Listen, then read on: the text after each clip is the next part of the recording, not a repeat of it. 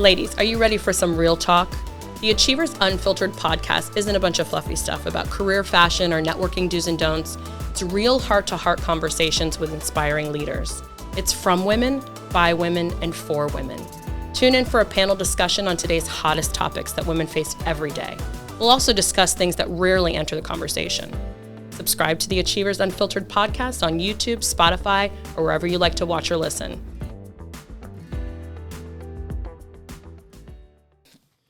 Good afternoon. We're here with AchieveHERs Unfiltered, and this topic is a good one. It's called putting on your big girl pants. And I have put on my big girl pants, like I said earlier, because, I'm wearing the size 14s now, which just makes me, more to love and whatever, it's fine. Right. But there are times in our lives that we have to put on our big girl pants and we have to be badasses and we have to suck it up. And that can be in our business life or our personal life. So that's what we're going to talk about today here at Second Soul Studios. And I am going to, again, having you two put your faces in front of these cameras so people can see you, because we could not do this without them, and they're amazing. So let's talk about this.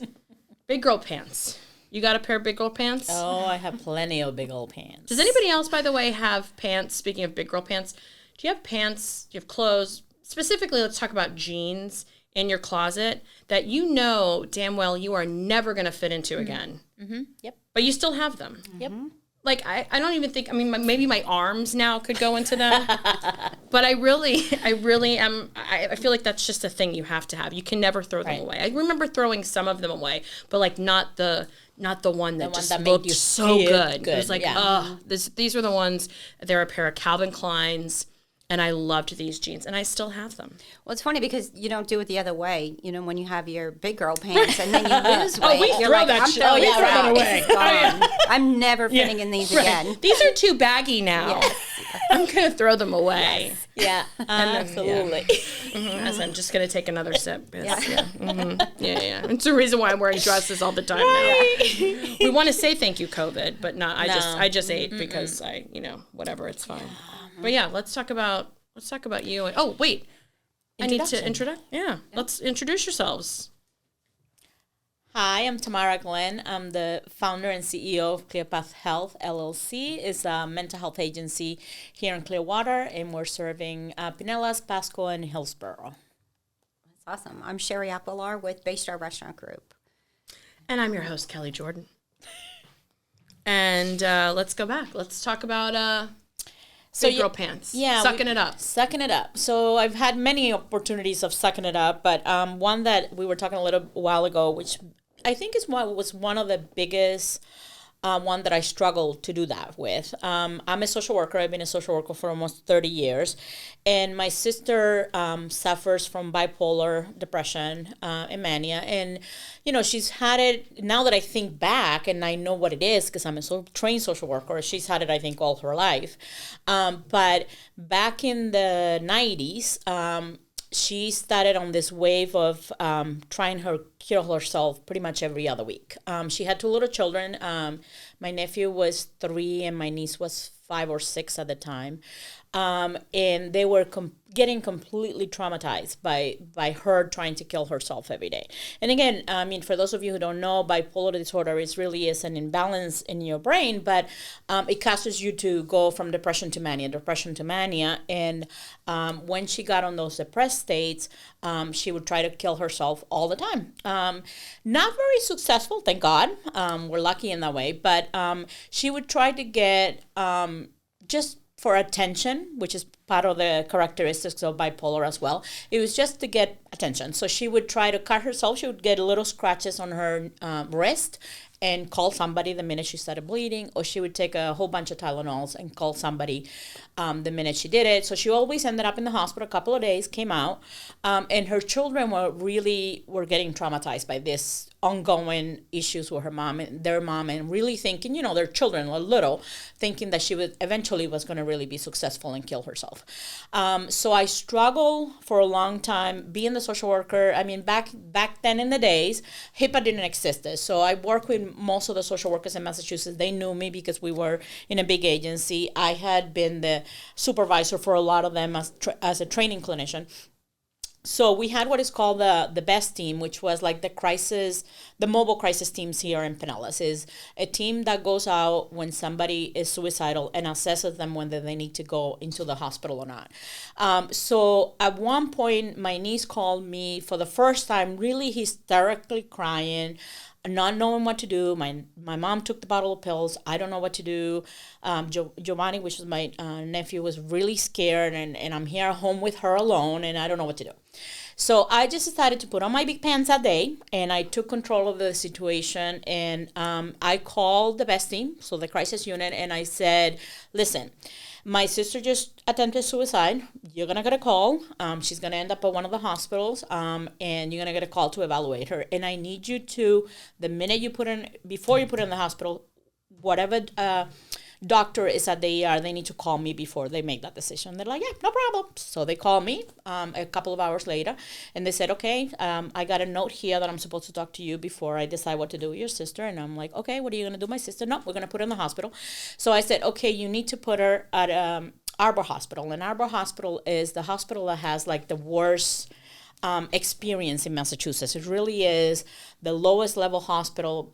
The staff really doesn't care. I mean, they have good stuff too, I have to say. But it really ends up being where all the people that either don't have insurance or have Medicaid or can't afford to be whatever, this is like a state-run facility. So it didn't have the best reputation. And I knew that as being a social worker and working with people at Arbor Hospital.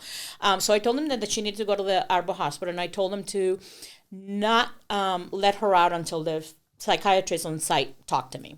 So she went to Arbor Hospital, and she, again, she's been hospitalized probably 10 times already, but never been at Arbor Hospital, always ended up at a hospital. Doctor signed her off after 3 days, and she goes on with her life and then repeat a cycle and cycle and cycle. So at that time, I really decided, that's it. I'm making this decision to make a change in her life because she's not able to make it. So I called the psychiatrist the next day, and he said, so I hear I talk to you, what's going on? So I tell him everything that she's been doing, how she's traumatizing her children, and that I really need her to stop. So before I talked to the psychiatrist, she called me at 3:00 in the morning, crying hysterically, and said, you need to get me out of here. She knew as a social worker I had the power to both get her in there and get her out.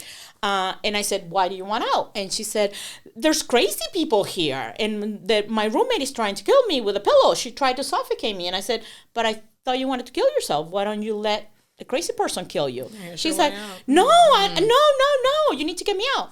So the story went on for I convinced the psychiatrist that she needed to stay there for a week. She hated me for that. I went to the hospital during the first 2 or 3 days, and she's like, you need to get me out. You need to get me out. And I said, I'm not getting you out. You're traumatizing your children. You're doing this for attention. You really don't want to kill yourself. And I literally showed her how to kill yourself. I said, if you really want to kill yourself, you take an entire bottle of one of your prescribed medications. So not Tylenol. Tylenol is not going to do anything for you. Get one of those prescription medications, take the whole bottle, and don't call anybody. And if you really want to kill yourself by cutting, then you cut this way. Ooh. Not this way. This way is not going to do nothing for you. Cut this way, all the way. I just can't believe you're telling me how to kill myself. And I said, but I thought you wanted to kill yourself. And she was furious. I just can't believe you continue to tell me how to kill myself. I said, okay, the next time you really want to kill yourself, please call me, and I'll walk you through the steps. So she was furious. I mean, she stayed in the hospital for a week. She hated every minute of it because it wasn't the normal experience that she had. And that was the last time she was ever hospitalized. She's been out of the hospital for 25 years. She hated that experience so much. And before she left the hospital, I said, oh, and by the way, if you do it again, this is where you're going to be every time. I make sure it's in the computer. And every time you're coming here, I can never go back to that place. Crazy people are there. I'm like, well, yeah, you're acting kind of crazy. So, yeah, you deserve to be there. So it really was a decision, put on my big pants for the sake of the children. Like, it really, I knew she wasn't going to kill herself. She's a total borderline personality disorder. all about attention for herself. So I knew she really wasn't going to kill herself, but I really needed to make that decision to step in and save the children, because if she continued down that path, those children would be completely traumatized and there was no going back. There was nothing that I could have done to prevent that trauma. So yeah, I put on my big pants. I made the decisions I needed to make. And again, nowadays you couldn't do that because HIPAA, it's a big deal.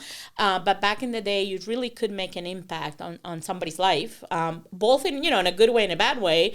I chose to do it in a mean way, but it was a good way for her. She really needed to wake up from that. And literally, she has never tried to kill herself ever again. She's depressed, she gets manic, she doesn't take her meds, all of that. And we call the psychiatrist and reassess, but she has never tried to kill herself again. I would say you definitely, you showed up. You're like, okay, I'm taking control of this. I did. And it sounds like it worked out. It did. For your sister. I mean, that's great. Over 20 years. Yeah. And she really actually, got to that point where she was very mad at me for months, but she was actually now got to the point a few years ago. She said, thank you. Thank you. You really saved the impact I was having on the children, and you really make me experience something that I never want to experience again. Did you want to get into the line of work that you're in because of your sister? Not really. So that event happened. I was already a social worker. I had talked in the previous episode. I became a social worker because I wanted to be a doctor when I came to the United States. And I was failing miserable at pre-med because I didn't have enough English. I came to the United States 2 years before I was ready for college.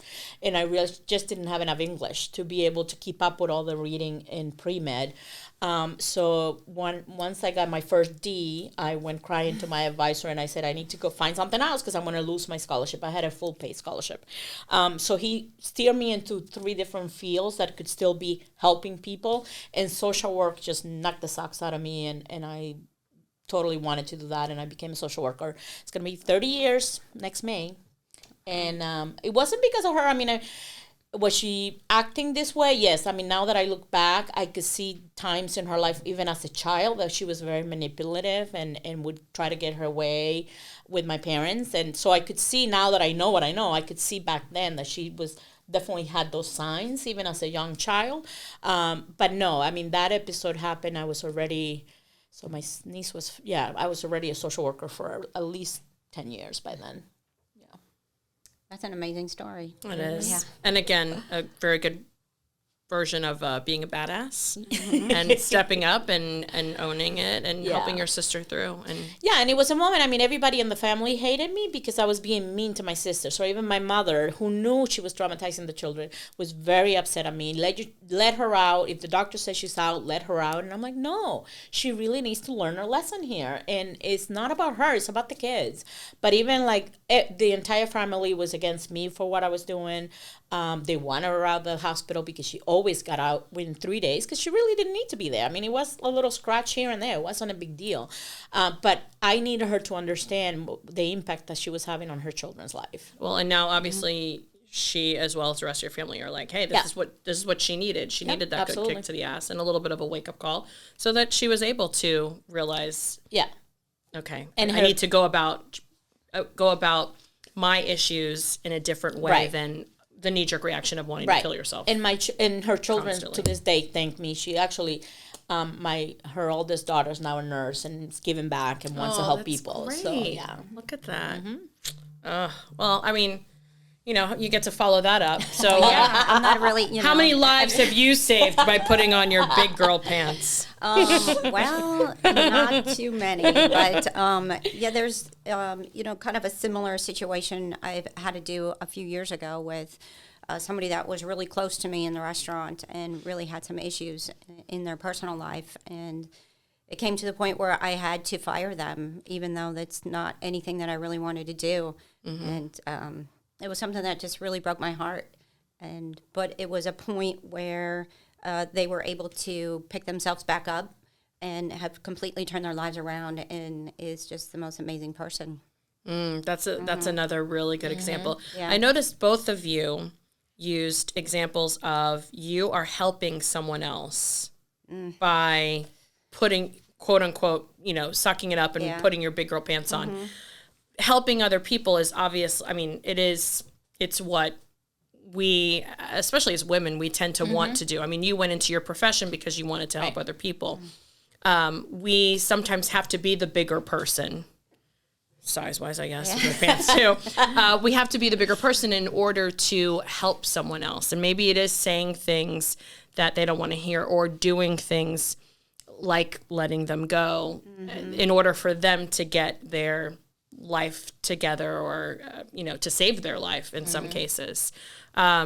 What about when you've had to do this for yourself, when you've had to do this to stick up for yourself, and maybe suck it up in a way that I feel like both of your examples, you didn't want to do either one of those. Right. Those are not ideal situations.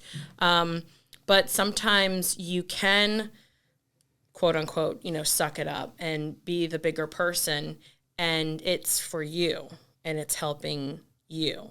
I know that I've had to do that in my, just in my work on occasion, where I'll have to do something that I don't want to do, but it actually in the long run is going to benefit me, because maybe I have to play nice with someone who maybe they're not a nice person, but I'm going to go ahead and be the bigger person, and I'm going to, there's a level of respect that everyone needs to have, but, sometimes you gotta suck it up, and you've gotta, put that face on, and I think that there are those times that you have to do that, when you do have to step up, put on your big girl pants and do it. It benefits you in the long run, even if it's something that you don't want to do. I think that you learn from it, and it helps you grow to be a better person, a better manager, better in your entire life. So even though there are those times that you really don't want to do it, they are beneficial. It's just an experience that you have to go through. I'd imagine with you and in your job, you probably have to step into other roles and fill in a lot of times. And thinking about, as an example, that you are to your staff that are working for you, sometimes you have to do things that you don't want to do, or maybe that aren't in your job description. Well, I feel like everything is in my job description in the restaurant. That's actually the best answer. All their duties as assigned. Yes, it is. It's in that. Somebody told me when I was young and I was getting into management that you have to earn people's respect, and once you've earned it, then you can demand it. And it's something that is always stuck with me, and you can't go in and be a manager and just tell people to do things because you're a manager. They have to believe in what you're doing and why you're saying it, and working side by side with them. During the opening from COVID, there were days that I had to go in and do seafood prep up to my elbows, and shrimp and lobster and everything else. And I was still in the dish room at midnight that night because I had to. There was, what was I going to do? I'm just going to put on my big girl pants, and I'm going to go in the dish room now, and I'm going to wash pots and pans for the next 2 hours. But it was just something that, you have to do. When you take on that responsibility to manage the entire restaurant, you have to manage the entire restaurant, whether you like it or not. Yeah. And I think that gives you credibility with your staff. I mean, the fact, I always felt like if you manage and are not willing to do what your staff is doing, that doesn't give you respect. Like, I think people respect you if you're going to step in and help when it needs to get the help. Like, I've done it all. I'm not, like, some managers sort of think themselves they're above them. Yep. And I think those managers never get respect. And I think as women, I think that's what, as managers, and I've seen women that are awful managers, but I think the successful women that are managers are those managers that are willing to put their big pants on when it's needed, whenever it's needed, and jump in and help out and do what needs to happen. I mean, another perfect example, but it's more of a work example, it was when COVID hit. All of our corporation for the job that I had went to work from home. And, in the very beginning, because Florida was shut down, we all went to work. But once the minute Florida reopened, I went to work with my staff. I was not going to say, okay, you need to staff the office, you need to go see clients, but I'm staying home because I can't. I could. There was nobody from corporate telling me I had to go into the office. But that's the you respect. Stepping up and you stepping doing up it. Yep. and doing what I need to do and being there for them. Even if I technically didn't have anything to do, at least I was, okay, what do you need? You need me to answer the phones, I'm going to answer the phones. You need me to set up the telehealth room, I'm going to set up just being able to step up and offer and do all the jobs that needs to be done. I think that gives you more respect as a manager. It's funny when I think about when it pertains to work and professionalism, when I think about people that I really admire, they're the ones who do exactly that. Mm-hmm. They suck it up. They will get down and dirty. They'll get in the trenches with you. They will be there late at night because it's, you're also there at night. But it is interesting because that whole, badass, that it really, when I think about the people who are that, they're the ones who are mm-hmm. putting their big girl pants on. They are sucking it up, and it's so. You had another really good example that reminds me of, because it's about I hearing your stories and admiring mm-hmm. you. It's because you are an example of this. Mm-hmm. So, I mean, another sort of personal stories is I came to the U.S. when I was 14, and I didn't have a say on it. I mean, my parents were leaving.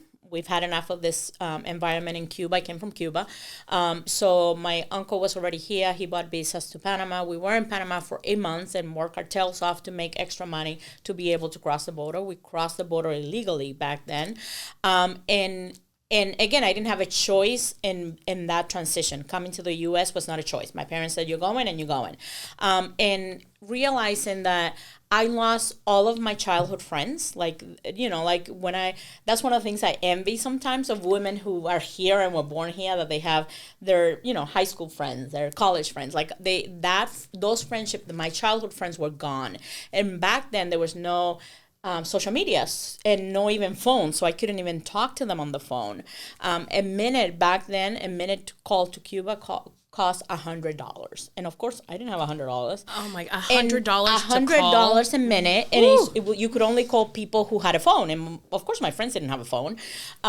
So coming here to this country and saying, okay, what am I going to do in my life? I wanted to be a doctor in Cuba. I was all set up to do that, and really coming here and realizing, oh crap, what am I going to do with my life now? I mean, I said off the mic, we were having a conversation about my first experience was a Whopper, and that was the best thing I've ever eaten in my entire life, but I think it was because I was hungry and it was different. And the other experience was flying into Boston and thinking that there had been a big fire because all your trees didn't have leaves in March. And I'm from an island. Our trees are green year round. So thinking in my head that there was a fire, and not even speaking up about it for a few hours, because I just needed to sort of rationalize what was happening in this environment. But choosing that, I wanted to go to college. That was my dream. I was determined to be a doctor, even I didn't end there. But choosing that path of, I'm going to do whatever it takes to learn mm-hmm. English quickly, because I need to be in college 2 years from now. And I have I didn't even know a word in English, because in Cuba they teach you Russian, because back then Russia was a big deal. And I was very fluent in Russian, but I didn't speak any English. So taking that decision that I'm going to do whatever it takes, no matter what, because I'm determined to go to college and I'm determined to help people when I grow up. Mm-hmm. That was an absolute decision in my head.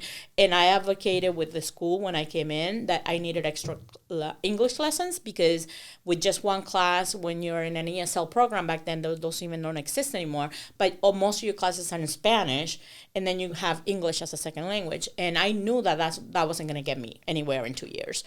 So I advocated with the school that I needed extra English classes, and they did. They accommodated me. I mean, I have wonderful teachers that are I'm very thankful for. I had a teacher that helped me with SATs for both math and English after school and before school. So I was spending a lot of time in school, because in my head, there was no option. Those big pants were on me that I was going to college no matter what. And that was the decision I made. All of my hours were, and again, family that doesn't support you sometimes. My mom would not allow my sister and I to speak English at home because she didn't understand English. Mm. So even though that would help me learn English faster by practicing, she wanted to know exactly what you two were talking about at all times. So we could not practice our English at home. But so then I would choose, okay, how do I get exposed to the English. So then I would say, I really want to watch this English soap opera. I didn't understand half of the crap that was going on. But I was listening and watching. And then I told my teacher that I was watching, and she said, great. Every day when you come in, you're going to give me a report of what they said, and you have to do it in English. I'm like, oh, crap. Should have kept my mouth shut. But, I mean, this teacher was wonderful. I mean, I started with little baby books to learn English. And if I didn't know a word, she gave me a big dictionary as a gift, and I had to look it up and tell her what the definition was. So I had wonderful teachers in high school. But I think it was that drive, that desire that, listen, there's no failure here. I'm going to college. And that they picked that on me every day, that I would do whatever it takes for me to go to college. And I think that's why they were more willing to help. You know, another example I had a geometry. And, you know, Cuban, I do give Cuba education credits. I think the education is harder in Cuba than here. So when they put me in a chemistry class on 11th grade, I think was my first chemistry class here. I had taken chemistry in 6th grade in Cuba. In 7th grade, in 8th grade. So, like, a lot of the times I knew the work. I didn't know it in English, but I knew the work. So I had this teacher that was bilingual, but I was in his geometry class. And every time he gave a piece of work, I would do it 5 minutes, done. So he would, I would pull out my English, like whatever book I was trying to read, and he would get upset because I wasn't paying attention. So I was like, dude, let me practice my English. I don't need your class. I know this stuff. So I had a Cuban teacher, and I went to him and I said, I'm very frustrated with Mr. So-and-so. He doesn't let me read my book. I don't need his class. I can pass his class. So he actually went to him and said, give her the hardest test you can think of. Advanced class, whatever you want, give it to her. If she passes your test, you're going to let her go read her book in the back of the class. He negotiated that for me. He gave me his hardest, supposedly, test, and I passed it with 100. He was very upset.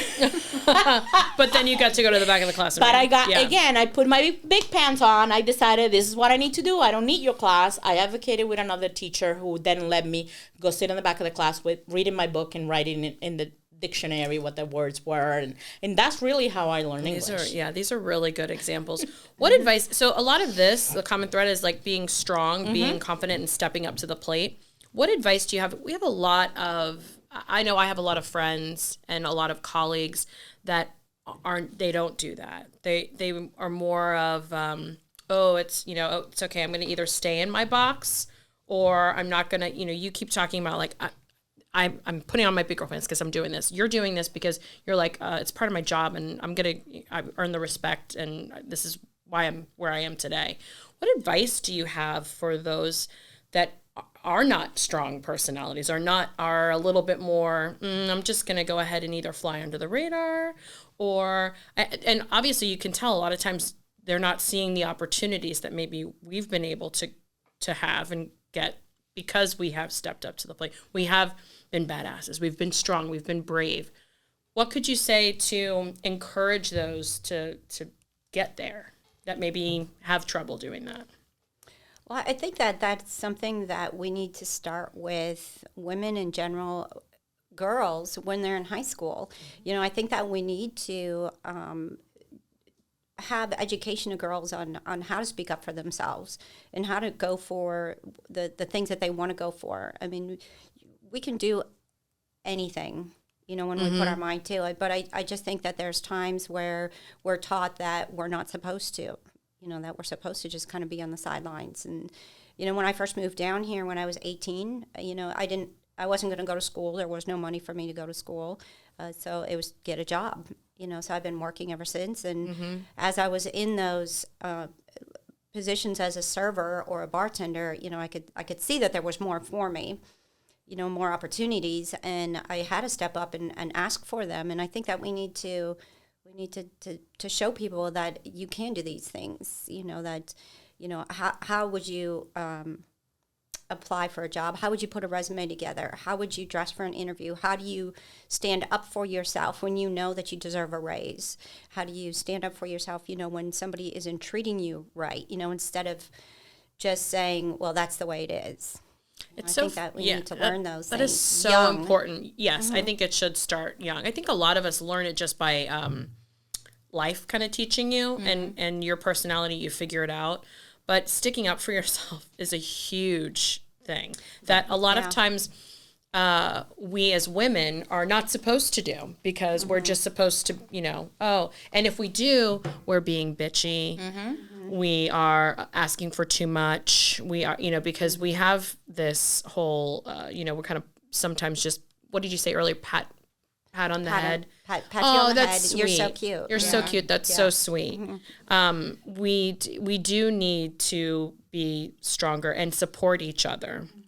I know in previous podcasts we've talked about, women sabotaging women. We've talked about, trying to support each other in real ways, and trying to, when we're looking at this example of being strong and stepping up to the plate, and we really have to start at the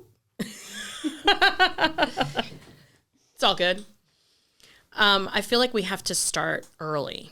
We have to really start early, and some of us here mentor, but really teach that we need to stick up for ourselves. And it's not, we're trying to do here is saying, yes, we want to put our big girl pants on. Oh my God, this episode should be, if you want to do a drinking game every time we say put our big pants on.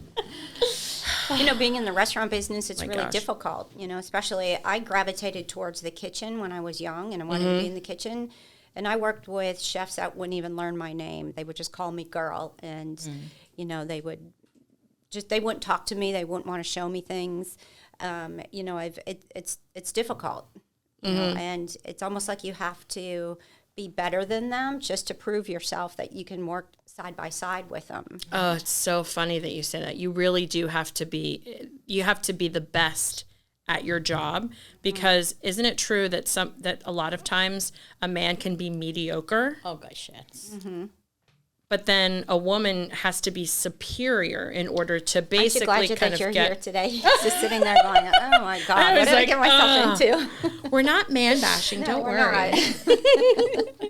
Yeah, I mean it is really true that we tend to have that, unfortunately, in our both mainly professional lives, but sometimes in your personal lives too. Well, and I think, unfortunately, the corporate structure of America is geared towards men. So even though, even in my field, social work, mental health counselors, all that field is the majority of the providers are women. If you find a man, I'm lucky I have actually 3 men now working for me, but those are unicorns. You don't have a lot of therapists that are males. That industry's always been dominated by women. But when you get to the higher up in any kind of business or corporation that oversees mental health, once you go to the C-suite, mostly are male. Yeah.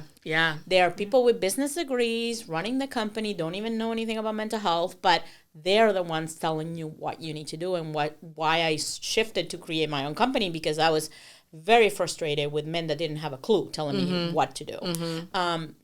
And I think, unfortunately, that's part of our culture here. It's like you take care of people, you take care of the children, but you're not supposed to get up here. Up here, this is male dominated, and I think I agree that I think we should.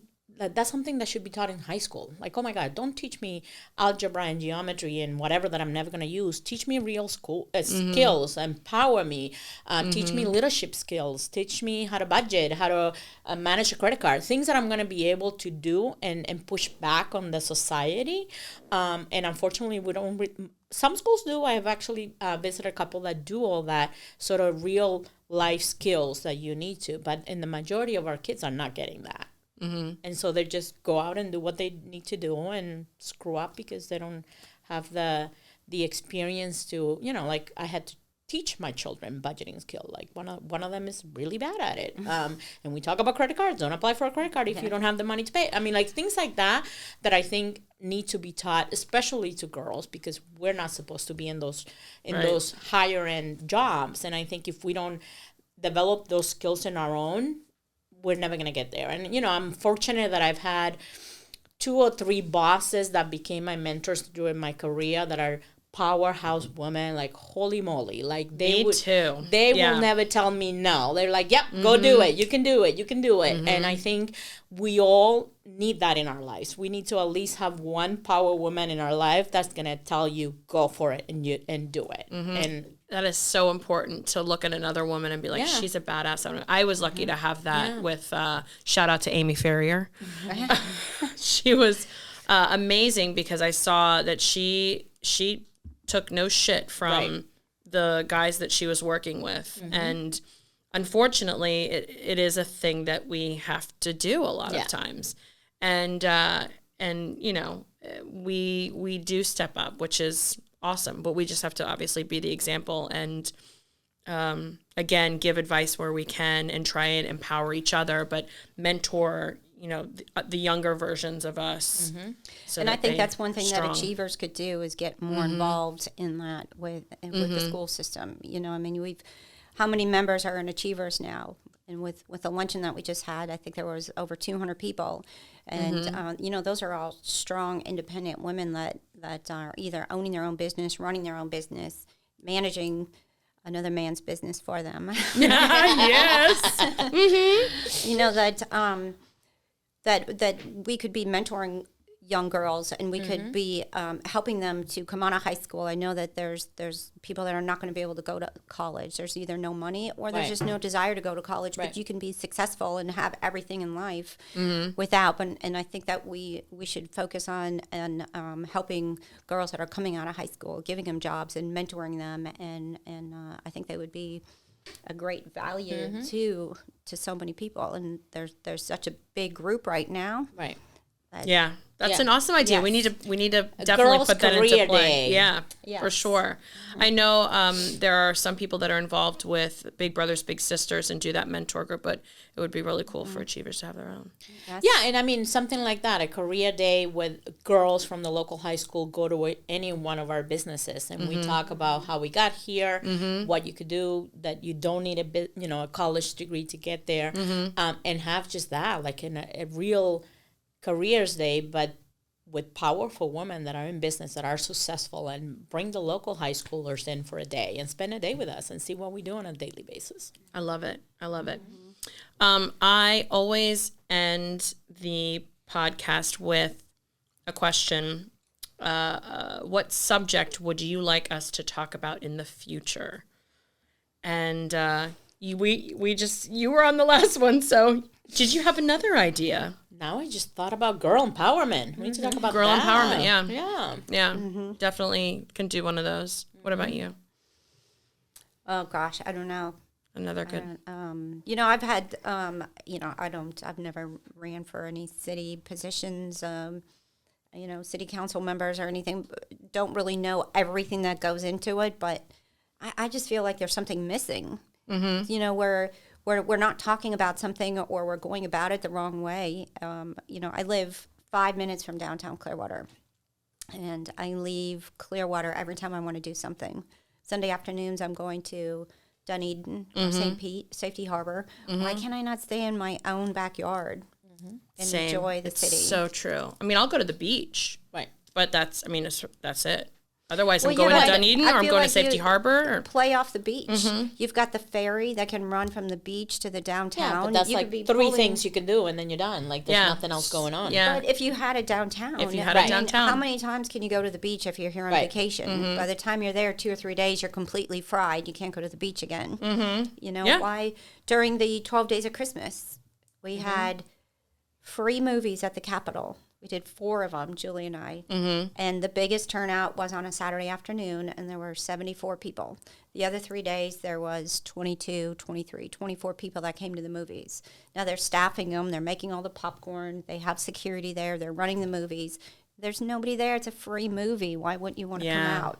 You know? I think it's because people know that there's nothing else to do. So unless you're going specifically to go to the Capitol or to go eat then you're done. You're not going to spend the whole day downtown. Because there's nothing else to do. Whereas if you went to Dunedin, or you could bar hop, you could restaurant hop, and then there's other things to do, shopping, whatever. Yeah. So maybe one of us, we talk about downtown Clearwater. And how Sherri's going to go in.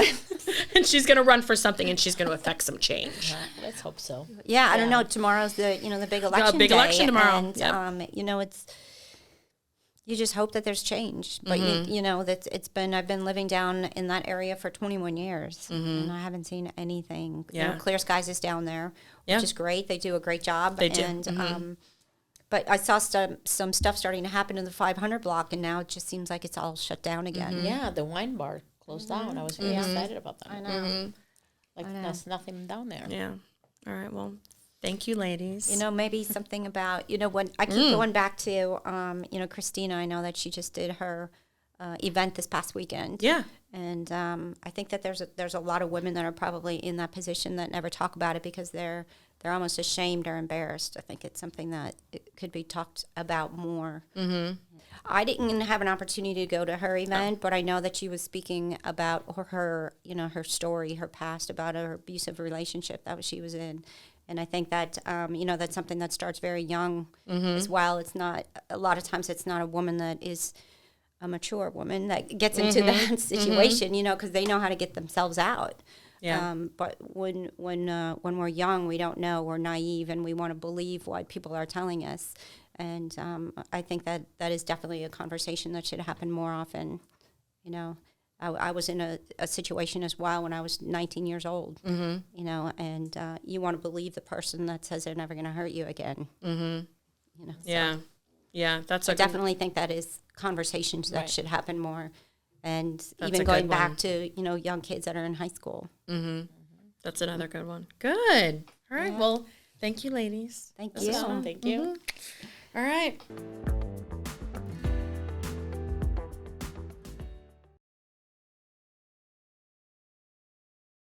Second Soul Studios is a full-service production studio with capabilities for photo, video, podcasting, editing, co-working, and more. Our photo-video studio has a number of different backdrop choices and props to choose from. We also have a gourmet kitchen set, or if you're an upstart podcaster, you'll love our 4-person podcast studio. So what are you waiting for? Visit secondsoulstudios.com to book a tour today.